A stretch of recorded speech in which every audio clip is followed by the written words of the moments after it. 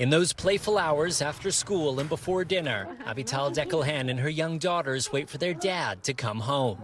They've been waiting for 364 days. And we miss him so much.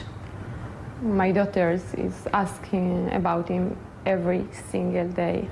36-year-old Sagi Dekelhan is a hostage in Gaza, one of 101 still held captive after being kidnapped by Hamas on October 7th. Among them, 7 Americans, 3 confirmed dead. Sagi among those thought to be alive, and the only one with young children. Wow. 3-year-old Gali asks about her dad, but the hardest questions come from Bar, who's 7. Where is my daddy? Mom, why is not come back? Why dad is not here to celebrate a birthday? And what do you tell your daughters?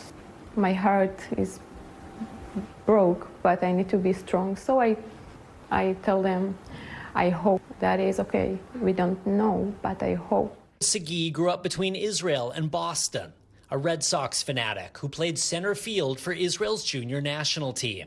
He and Avital, high school sweethearts, together for 20 years. Raising their children in Nir Oz, a kibbutz 2 miles from Gaza, and one of the first communities overrun by Hamas on October 7th. Sagi went out to defend the kibbutz. It was the last time Avital saw him. For the next 10 hours, with terrorists going house to house, she sheltered their children in a safe room. And I said to my daughter, please be quiet. And she asked me, Gaza in my house? Daddy is dead? When they were finally rescued, Bar narrated this video. We're very worried about our dad, she says. And through it all, Avital in the final months of pregnancy. In December, she gave birth to their 3rd child, Shahar, Hebrew for dawn. Today, Shahar is 10 months old. Her father has missed every moment of her short life, never held her or seen her smile. I can't wait for them to meet. Really, it's every day I wait for this. That's my wish.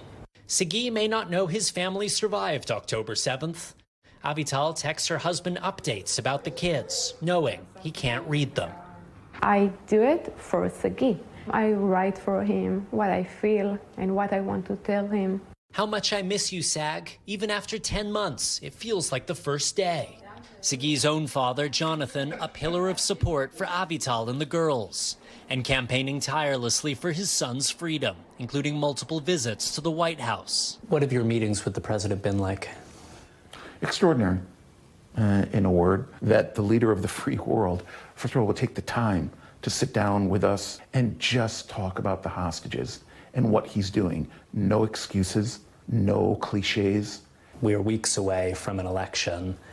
Are you worried about this hostage crisis getting caught up in the politics in the United States? We've begged leaders on both sides of the aisle to not politicize the hostage issue. I am concerned that as the days and weeks go by towards the general election in November, that the parties, the campaigns, will be tempted to politicize it, particularly from the Republican side.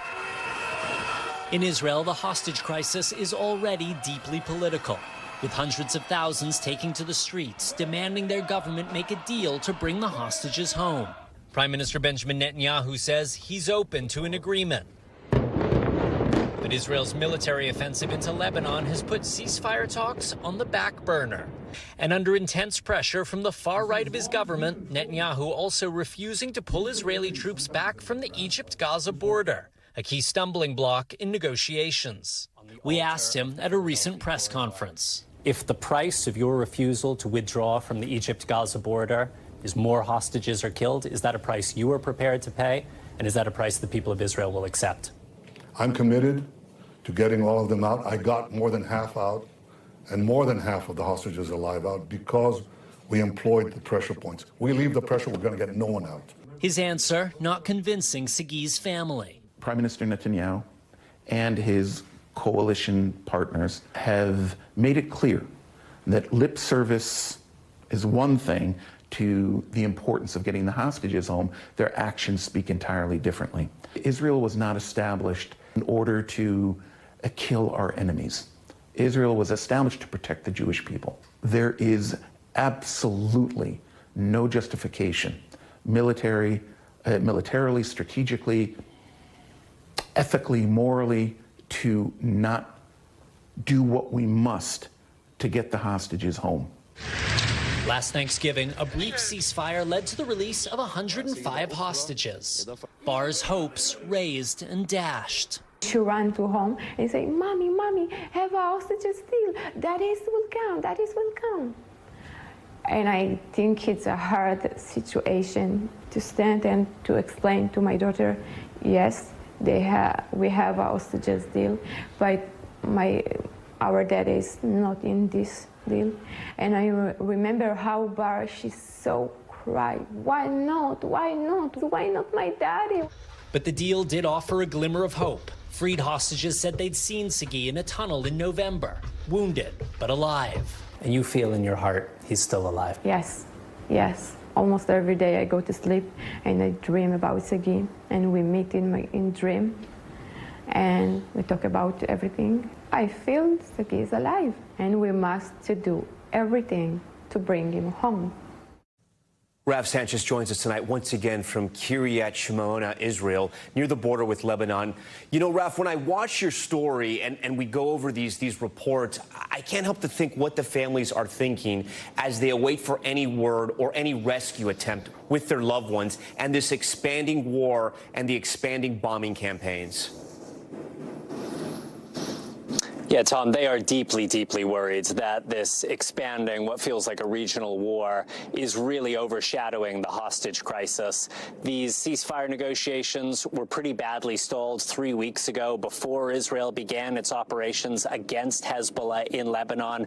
Now they appear to have ground to a complete halt, and you can tell the Biden administration's diplomatic bandwidth is very, very focused on, one, the crisis inside Lebanon, but two, trying to prevent this escalation between Israel and Iran spiraling into an all-out conflict. There is very little discussion right now, very little movement on these hostage negotiations, and it is striking, even here in Israel, in the couple of days leading up to October 7th, people aren't talking about the hostages that much. They're very focused on what's going on in Lebanon, and in fact, some of the commemorations that were planned for October 7th have had to be scaled down because of the security restrictions here in Israel as a result of what's going on the Israel-Lebanon border. Tom.